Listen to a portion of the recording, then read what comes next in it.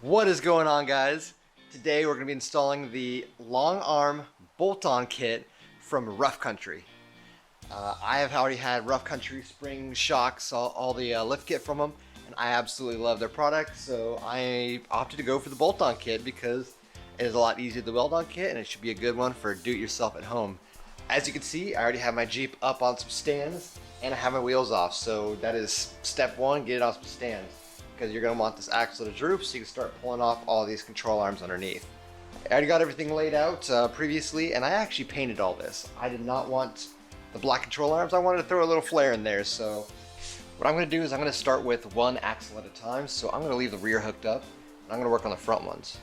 My lift kit I got originally had these drop brackets with it, which if you're not going to be wheeling very hard or on rocks, it's going to work out perfectly fine. However, I bash them completely on rocks all the time. The underside is all torn up and ripped up and beaten up, and I can't even correct the caster on there anymore because it's been beaten so many times. So yeah, first step is going to be removing all these old control arms off and prepping the frame for the new control arms. Bolt on either side and they all pop off. Now that the control arms are removed, we got to start cutting. The original control arm brackets have to be cut out to make room for the new brackets, which are so much more beefier than that almost stamped sheet metal. So the original stock lower control arm bracket here, this entire thing needs to be cut out. And then up top, we have the stock upper control arm bracket, which also needs to be cut out completely. So, I mean, you can use a sawzall or a angle grinder and just kind of cut through it all. I'm going to kind of use a combination of the two and do my best to cut it out. Now, very, very important, do not cut the frame. That's bad. One thing that will help is grabbing your bracket and setting it up against the frame. That way you know exactly where the side is going to be sitting on. Kind of use that as a stencil of how much you have to grind off. You don't have to go completely perfectly bare, but yeah, get pretty close. So the bracket is going to be sitting up against the frame right here, and then it's going to be bolted in right here. So what I'm going to do is I'm going to take off one of these bolts, flip it to the other side so the bolt sticks out, and then loosely put the nut back on. Do the same to the other side, so then I'll have both bolts here sticking towards me, and it'll be a little easier to line everything up on that and line everything up on here. So there's this tab at the bottom. It's going to sit in a hole right at the bottom. It's perfectly mounted there.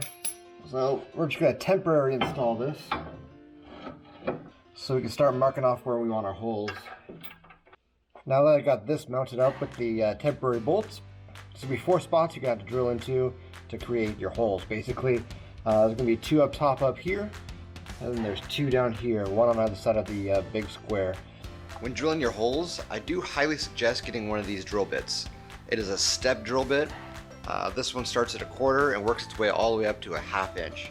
I definitely forgot to record it, but once you pull the bracket off completely, you're going to spray down with spray paint all the frame around it, and then you're going to be putting it all back together. You want to make sure and spray paint it so it's all nice and covered, so you're not going to start rusting out, especially if you're going to be daily driving it or going through some deep puddles like I do. You got everything all back together. You're going to take some of these little lag nuts here, and we're going to work our way in.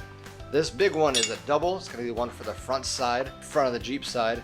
And it's going to go in through the outside through this hole. So this one is going to work its way in here.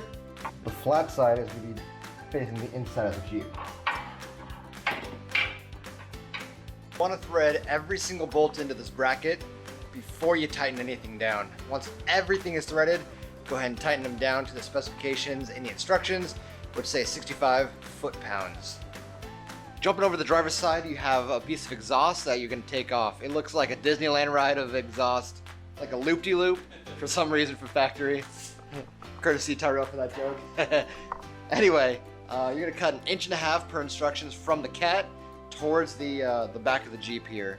So mark off 1.5 inches, and we're going to cut that thing off.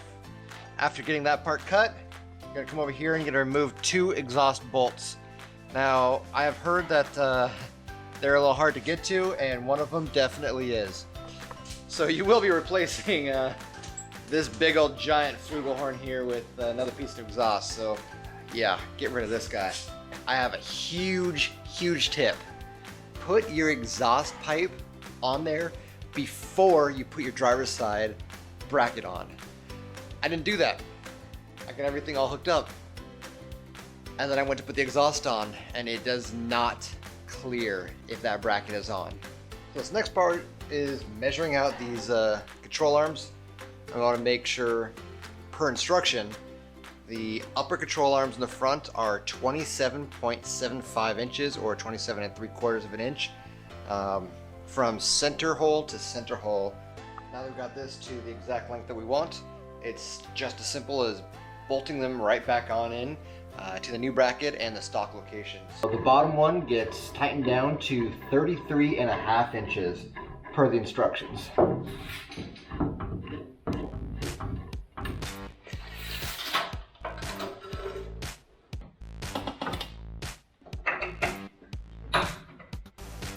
After way too much time cutting, grinding, more grinding, they are finally in. Now this is very important. Do not tighten up any control arms until all the weight is back on the wheels, or say the axles. Then you can tighten everything back up. Now that the fronts are done, we're gonna jump to the rear. Just looking at it, it's gonna be so much easier to work on the rear than it is the fronts, because everything is so much more accessible. Instead of having to be on your back, leaning up on the inside of the frame, everything's mostly on the outside of the frame here, so cutting that off, it's theoretically should be just a breeze. So first things first, I'm gonna take off the control arms here, and we're gonna get access to start cutting some more stuff off. Now that we've got the control arms off, it is time to start cutting once again. The back brackets where the original control arms mounted to, they all have to come off. So one thing that I did notice while cutting is the bracket for my rock sliders is in the way. Bracket needs to come up here and sit up in there. However, if you notice, it's hitting. So I think the best thing to do is take the rock slider off, get it out of the way, get this all mocked up, and then I'm probably gonna have to be trimming some of this rock slider off, just this bracket on the bottom side. So we're gonna have to trim up a lot of this lower skid plate here. So I have the Hawk Off-Road skid plates, so it's a little bit longer, a little bit wider than the stock skid plates. They say you're gonna cut out a little patch right here. Looks like I'm gonna have to cut out probably about 4 inches worth, just so it can sit up flush against there. We're gonna be cutting up on the brackets for the body mounts. It's gonna be cutting up 1 inch up and out. So it's basically take off the bottom inch on both sides of that bracket there. So I got that marked off, and now I'm just gonna cut it.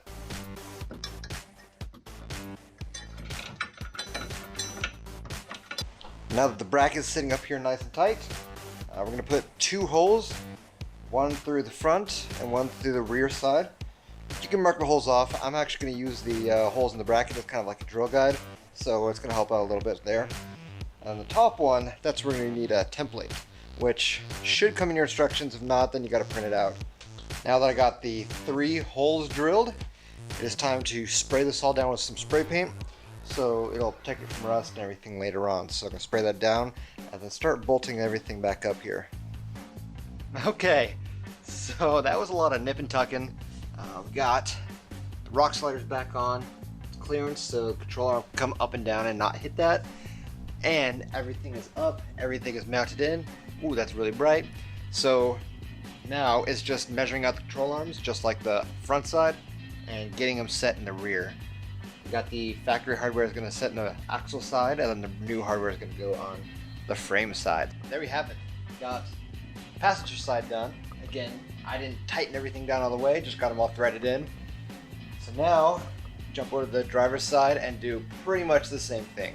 There's one little difference. You're gonna have to use a hole saw to cut in through, and then you're gonna have to drill up through the bottom of the frame. There's no bolt for the gas tank skid. You have to make a bolt hole for that. There's no hole on the bottom here, so you can't just throw it up there, throw that bolt in, and you're good to go. So what I'm gonna do is I'm gonna mark one of them, and with that, I'm gonna drill out the first one, and then bolt that one in, and then I'll go for the other one, setting all those, and start bolting everything in that way. So just as a little tip, I found it a little easier to use a jack stand to hold up the bracket while I got these 2 bolts in. Because you are going to need 1 bolt up through the bottom and then 1 bolt through the side here. So these 2 first, so you can mark off the bottom one and that top one. Made it a little easier for me so I don't have to jimmy back and forth and use 3 hands. Okay, so all the control arms are on, all the brackets are on, everything is torqued down on the brackets. All the bolts on the control arms are loose. So now I need to lift up the entire Jeep, put the axles on stands, and then lower the Jeep onto the axles. So all of the weight of the Jeep is sitting on there as if the tires were on there. Then go through and torque down to spec every single one of the bolts on the control arms. Pretty straightforward. Alright, so I got the Jeep up here at the Best Tire Center getting in alignment. That is very, very key. Definitely need to get that alignment on there after you do all the work. Not much more to say than that. I'm gonna get it on the rack. It's in their hands now. See how it rides after. Alright, just picked up the Jeep from the alignment and oh man, it drives smooth, it handles really, really well, and hitting like those little pothole bumps and stuff on the main road, you don't really feel them, which is awesome. That's a huge, huge improvement over those stock control arms. Oh man, highly, highly suggest definitely installing these things. They were relatively easy. It took a little time to cut everything off because I don't have a plasma cutter, but absolutely am beyond happy with this so far. So taking it off-road, it flexed a lot easier, the tires moved up and down a lot easier, and everything worked out so much better. On-road and off-road handling has improved greatly. Absolutely love it, so definitely highly recommend it.